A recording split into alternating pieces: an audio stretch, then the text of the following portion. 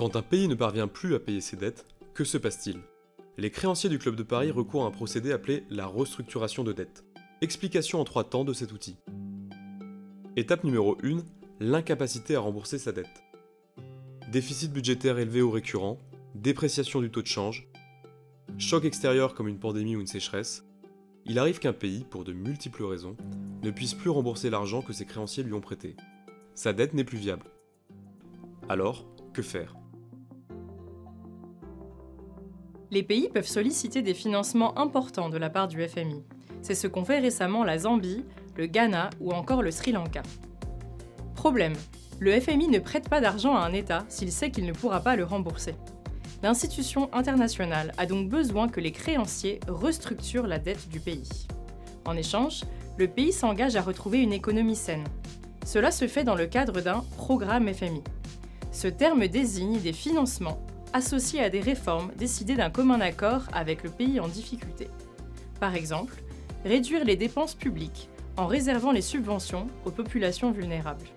Une fois ce programme conclu, reste à s'accorder sur les termes d'une restructuration de la dette. Étape numéro 2, la négociation. Le pays emprunteur et ses créanciers se retrouvent à la table des négociations à Paris. Le secrétariat du club propose plusieurs options. Diminuer le montant principal de la dette, autrement dit, de la somme empruntée. C'est alors une annulation.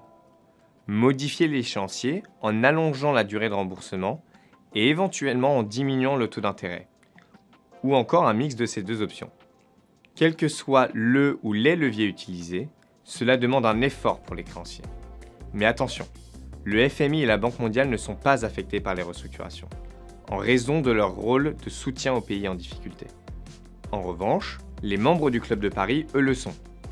Et ils s'assurent que les autres créanciers, publics et privés, soient soumis à la comparabilité de traitement. C'est-à-dire qu'ils fourniront un effort au moins aussi important que celui du club.